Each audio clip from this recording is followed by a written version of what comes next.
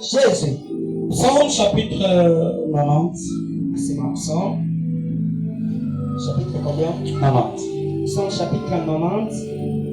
Celui qui est prêt peut nous lire. Verset 12. Anawezi kutusomea. Psaume chapitre 90 verset 12. Amen.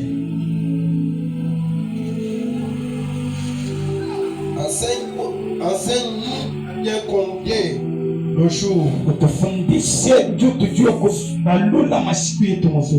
afin que nous puissions nous accomplir notre guerre à la sagesse.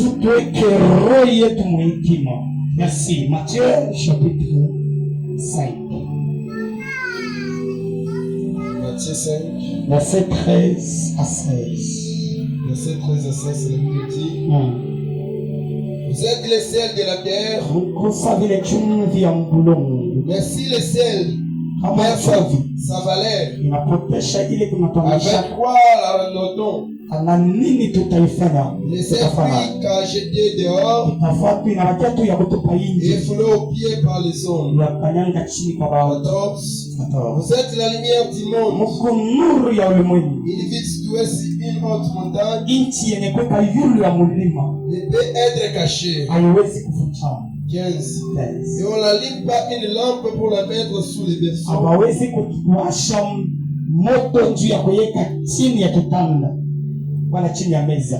Mais on la met sur la chandelier, sur les chandeliers, et elle éclaire tous ceux qui sont dans la maison. 16. Que votre lumière luise ainsi devant les hommes, afin qu'ils voient vos bonnes œuvres et glorifient votre Père qui est dans les cieux. Parole de Dieu. Est-ce que tu peux acclamer pour la parole? Est-ce que unaweza kuchapia Mungu mikono? Acclame bien, Chapa acclame mikono bien. mzuri, chapa mikono mzuri. Je réponds à une question. Tajibu swali moja J'entre dans le message. na mtingia mjumbe. Quelqu'un a posé la question pour savoir Mtu mmoja anapika swali ndio kusema pourquoi vous dénommez votre programme Peniel. juu ya nini mnaita ile kazi yenu ya 3 jours penye. Je réponds rapidement, je passe à la parole. Nitajibu kisha kuingia kwa sauti. Pourquoi Peniel? Parce que d'abord c'est la recommandation de Dieu. Juu ya nini penye? Parce que inakuwa ni recommandation ya Dans Mungu. la première année on a organisé ce programme. Tangu mwaka ya kwanza ile tulokalize ikaji. Le Seigneur m'avait dit que tu dois dénommer cela Peniel. Nasema umilela nionyesha sasa inapashi uite kaji penye. Peniel c'est-à-dire quoi? Penye ni kusema nini? Peniel vient juste de l'hébreu. Ase penye linatokea ni mwebreu. Il appelle Panaïm. Il y a Panaïm. Ya Panaim. Il y a aussi El. Ase kuko tena Panaïm qui veut dire face. Asema Panaim inasema uso. El comme éternel ou Elohim. El inasinifia eternel ou En Elohim. d'autres termes, Kusema la face kwingine de Dieu. asema uso ya Mungu. C'est ça Peniel. Jésus. Donc quand tu viens dans Peniel, Useme kama unakuwa mpenye. tu viens dans la face de Dieu. Unakuwa ni uso ya C'est Mungu. Jacob qui a dit. Ni Jacob ndio anasema. Jacob dit, Jacob anasema. je vis Dieu face à face. Naona Mungu uso kwa uso. Et mon âme a été Na sauvée. nafsi yangu iliokolewa. C'est tout ce que je peux dire pour le moment. Ndio kile nikasema ndio haifai. À cause du temps. A cause ya wakati. Yawe. Amen. Amen. Mon message de ce soir, Asema ujumbe wa jioni leo. peut-être ne te plaira pas. Saa zingine haitakufurahisha. Mon message de ce soir Asema ujumbe wa jioni leo. est pour révolter quelqu'un. Nijue kulamusha mtu mmoja. Et pour pousser quelqu'un. Na ndio kusukuma mtu mmoja. Et pour que je puisse réveiller la vie d'une personne. Nilamusha maisha ya mtu mmoja. Écoutez-moi. Unisikia mzuri? Le Saint-Esprit m'a convaincu de te parler de ce thème. Asema mtakatifu inanikonveka niseme juu ya hiki. Non seulement aux jeunes de cette église, Ila pia kwa babijana wa hii kanisa. mais au corps du Christ. Mais kwa mwili ya Yesu. Je parle à tout le monde. Nasema na watu wote. Et vous soyez papa, maman, frère ou soeur. Ukwe dada mama, ukwe mnoso Ce message vous concerne. hii ujumbe inakoncerne. Et ce message Na hii ujumbe est intitulé iko nasema Il est temps tuko wakati d'éclairer. ya kuangaza. Il est temps d'éclairer. Tuko wakati ya kuangaza. Il est temps d'éclairer ce qu'il voit. Asema wakati ya kuangaza ni sauti. Il est temps d'éclairer ce écrit. Asema wakati ya kuangaza ni malalamiko. Et il est temps d'éclairer ce comme un sifflet. Asema wakati ya kuangaza inakuwa Il est temps d'éclairer, c'est un réveil. Asema wakati wa kwanza wakati ya kulamuka. Il est temps d'éclairer, c'est une révolte. Asema wakati ya kwanza wakati ya kulamuka. Il est temps de réveiller, il est temps d'éclairer. Asema wakati ya kwanza c'est comme un défi. Inakuwa sa défi pour toutes les personnes qui sont fatiguées de vivre dans les ténèbres. Wale wanachoka kuishi mwingine. Il est temps d'éclairer. Ni wakati ya kwanza comme un sifflet. Inakuwa sa toutes les personnes qui sont fatiguées de vivre dans le monument. Wale wanachoka kuishi maisha. Il est temps d'éclairer. Wakati ya kwanza c'est comme un réveil. Inakuwa sa réveil pour toutes les personnes qui sont fatiguées de vivre des lumières des autres. Wale wanachoka kuishi na Mungu hapa. Est-ce que je peux commencer ce soir? Est-ce que nous est-ce que je peux commencer ce soir? Est-ce que je peux commencer ce soir? La prière ce soir est avant la fin de ce culte. Et qu'ils soient capables d'éclairer. Il est temps d'éclairer. Ce n'est pas d'abord Dieu qui nous éclaire. Mais c'est pour que toi tu puisses éclairer. Alléluia. Amen. Alléluia. Amen. C'est pour que toi tu puisses donner la lumière aux autres. C'est ça cette heure. Et c'est ça l'objectif de cette heure. Écoutez-moi. Dans cette heure, il y a d'abord deux mots clés qui sont là. Il y a le temps. Il y a aussi éclairé. C'est quoi le temps? Le temps c'est une durée déterminée. Le temps c'est l'ensemble des jours. Des heures. L'ensemble des jours. L'ensemble des heures. C'est ce qu'on appelle le temps. Alléluia. Amen. Alléluia. Amen. Alléluia. Amen. Si le temps c'est une durée déterminée. C'est-à-dire que si tu vis et tu agis en dehors de ce temps-là, tu es déjà en retard. C'est-à-dire quoi?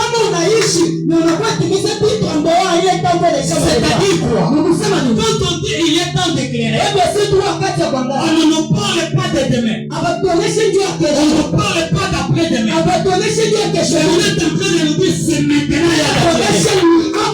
Ce n'est pas seulement le temps d'éclairer, mais c'est aujourd'hui le temps d'éclairer. Écoutez-moi très bien.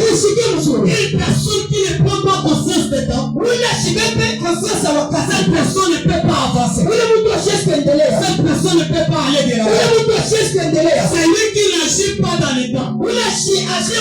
Il agira en contre-temps. Écoutez-moi très bien. Si tu n'agis pas dans le temps, peut-être vous bénissez papa. Tu agiras dans le contre-temps. Avant le temps n'est pas le temps. Après le temps n'est pas le temps. Merci papa, s'il vous plaît. Attends, merci, acclamez maintenant pour l'homme de Dieu. Avant le temps n'est pas le temps. Et après le temps n'est pas le temps. Si tu agis avant, tu es dans la précipitation. Si tu agis après, tu es en retard. Si tu agis dans le temps, tu vas marquer ton temps. Ma prière ce soir est que le Dieu du ciel ait la capacité de marquer ton temps. Ne pressons pas de cette terre. Ne quitte pas cette terre sans marquer ton temps. Ne quitte pas cette terre sans marquer ton temps. Écoutez-moi très bien. Celui qui ne prend pas conscience de temps, cette personne-là ne peut pas réussir.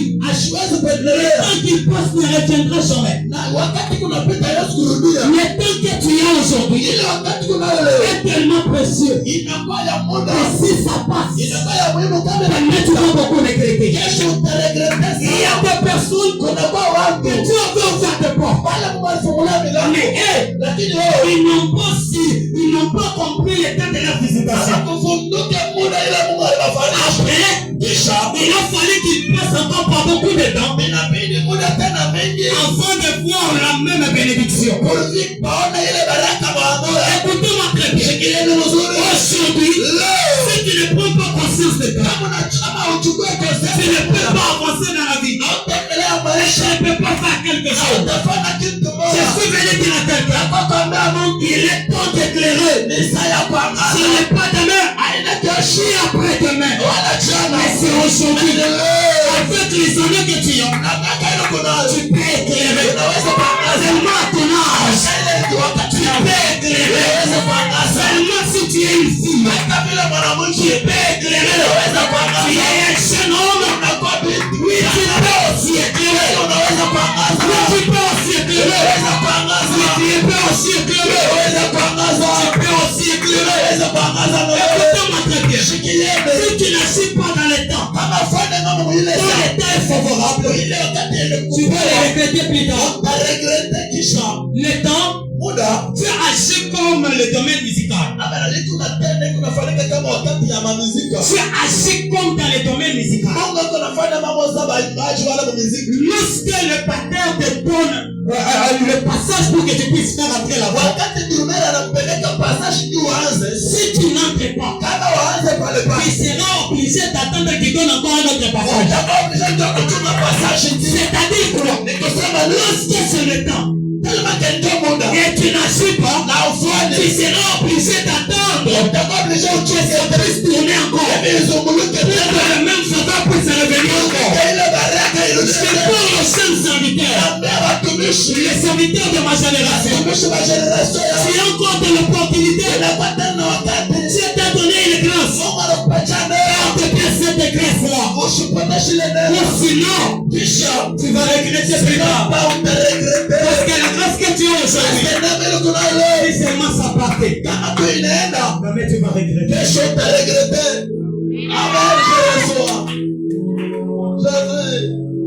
Il faut avoir l'intelligence de connaître le temps, de sonder le temps. C'est pourquoi je prie ce soir que Dieu t'accorde l'intelligence de fils d'Isaac. Après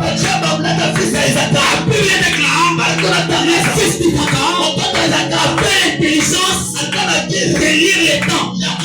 C'est lui qui sait discerner le temps. Il sait quand s'aimer et quand récolter. On ne s'aime pas au même moment. Ce n'est pas tous les temps qui sont favorables à s'aimer.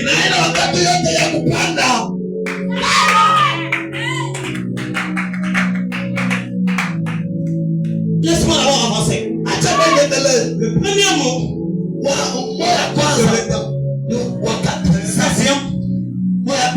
c'est éclairer. Éclairer veut dire quoi? Apporter la lumière dans les ténèbres. C'est ça éclairer. Une lumière qui n'éclaire pas n'est pas la lumière. Il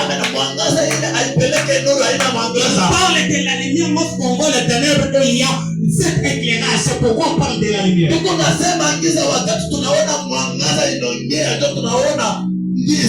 Est-ce que je peux commencer mon message? Je vais commencer mon message. Écoutez, peuple de Dieu, il est temps d'éclairer. Jésus nous appelle que nous sommes la lumière du monde. C'est-à-dire l'absence des chrétiens dans ce monde, le monde sera dans les ténèbres. C'est les chrétiens qui font en sorte que la lumière soit dans le monde. Mais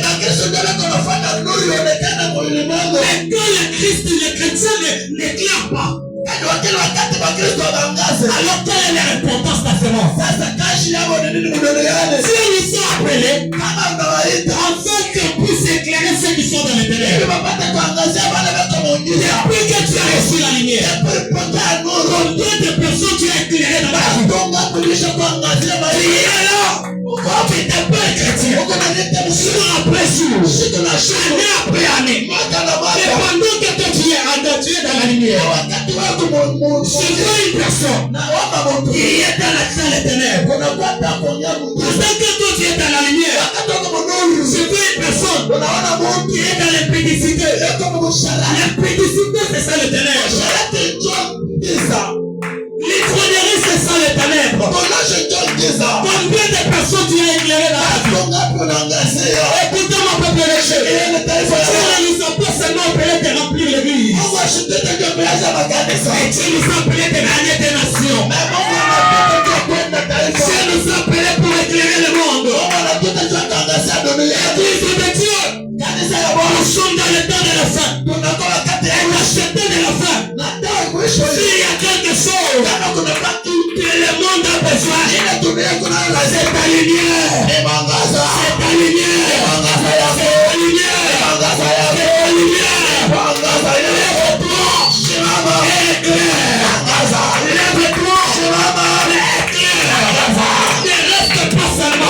Dans le débat, mais fais des actes. Il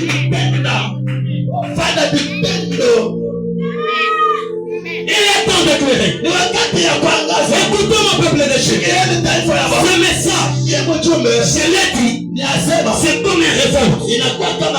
Et quand tu écoutes ce que Jésus dit, vous êtes la lumière du monde. Une ville située sur une montagne.